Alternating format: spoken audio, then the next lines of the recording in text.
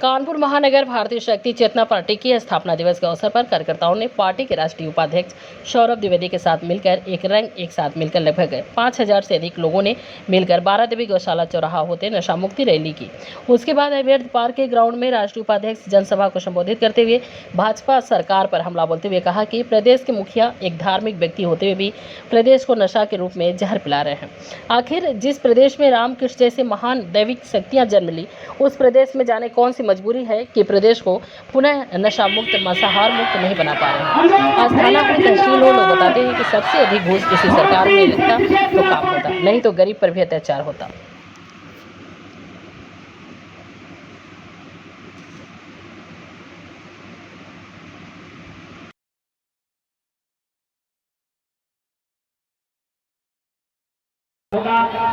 जिसमें विशेष रूप से उपस्थित भारतीय शक्ति चेतना पार्टी के राष्ट्रीय उपाध्यक्ष आदरणीय सौरभ भैया उर्फ अनूप भैया जी उपस्थित रहेंगे।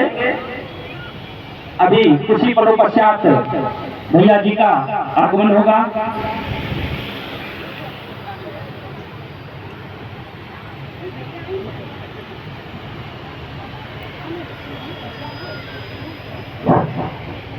सभी भारतीय शक्ति चेतना पार्टी के कार्यकर्ता, संगठन के गुरभाई गुरबहनें, नए मां के भक्त, मेरा आप लोगों से निवेदन है कि आप लोगों के अगर बैठने की व्यवस्था नहीं हो पा रही, कुर्सियां कम दिख रही हो, तो आप लोग साइड से खड़े हो सकते हैं। सबसे अच्छी छाया आराम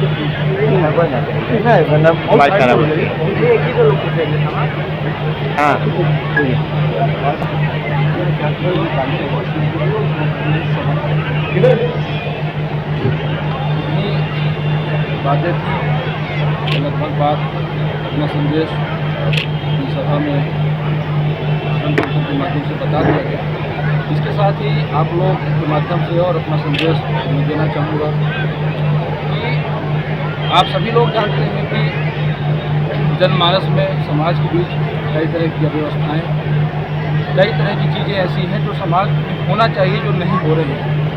चाहे वह नशा की बात हो लेकर के, चाहे वह जीव हत्या की बात हो, चाहे भ्रष्टाचार की बात हो, चाहे गौ हत्या की बात हो, चाहे पर्यावरण संरक्षण ना होने की बात हो, अपराध बढ़ रहे हैं, बलात्कार के केसेस बढ़ रहे हैं, बहुत सारी ऐसी चीज़ें हैं, कानून व्यवस्था भंग हो चुकी है पूरी तरह से। एक आम आदमी जो रसूखदार नहीं है, जो संसाधन से विहीन है, वो और विहीन होता चला जा रहा है।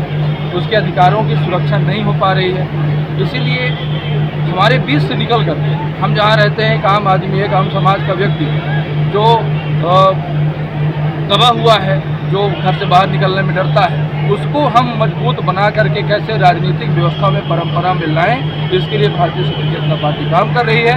एक व्यक्ति जो अशिक्षित है, असहाय है, भयग्रस्त है, निर्धन है, कमज़ोर है, गरीब है, वो अपने पैरों पर खड़ा हो और सवाल करना सीखे और राजनीतिक व्यवस्था में आकर के खुद परिवर्तन करने के लिए प्रेरित हो और दूसरों को भी प्रेरित करे। इसके लिए भारतीय शक्ति चेतना पार्टी काम कर रही है। और कानपुर वालों से मैं यही कहना चाहता हूँ, उद्योग की नगरी कही जाती है, यहाँ पर बहुत सारे सुविधा संपन्न से युक्त व्यक्तियों का यह गढ़ है।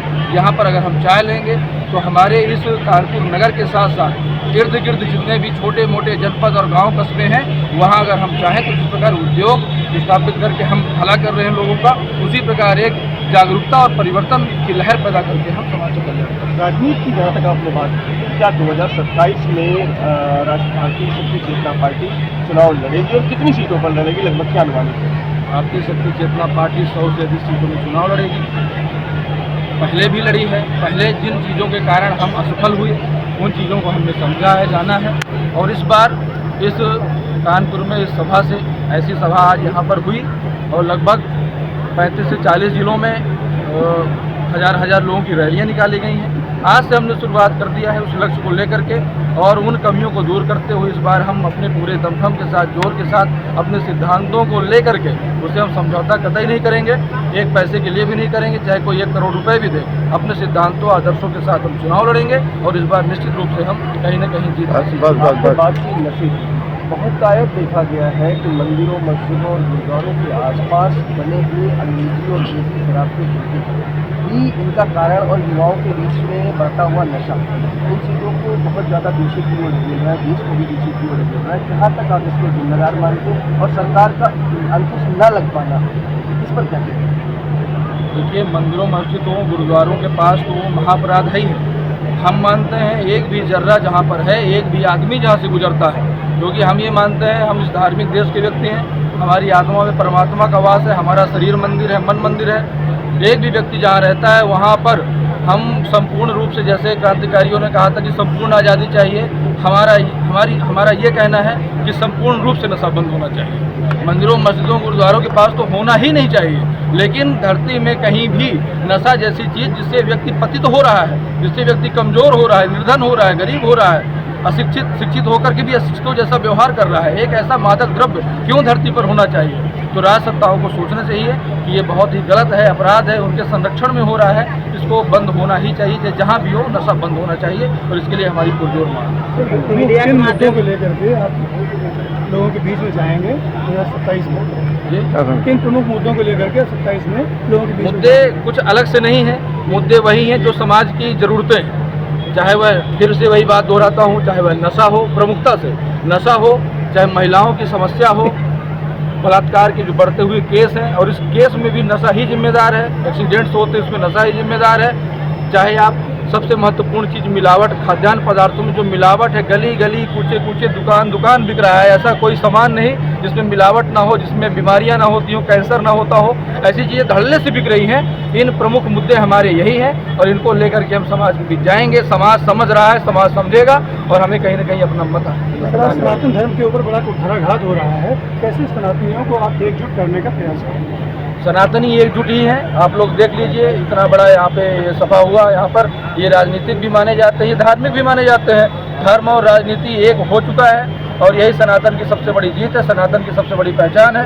सनातन का उत्थान तभी होगा जब व्यक्ति का आचरण धर्ममय होगा, केवल बातें नहीं होंगी। जब धर्ममय आचरण होगा, व्यक्ति बढ़िया से बढ़िया साधना करे, पूजा करे, पाखंड से दूर रहे, व्यक्ति नशा मुक्त रहे, मांसाहार मुक्त रहे, चरित्रहीनता से मुक्त रहे, ऐसा व्यक्ति होगा तो सनातन की रक्षा अपने आप होती चली जाएगी। और भारतीय शक्ति चेतना पार्टी का हर एक कार्यकर्ता, हर एक पदाधिकारी ऐसा ही सनातनी का जीवन दे रहा है। आज नोट और वोट उसी पर चल रहा है, तो आप मीडिया के माध्यम से समाज को संदेश देंगे?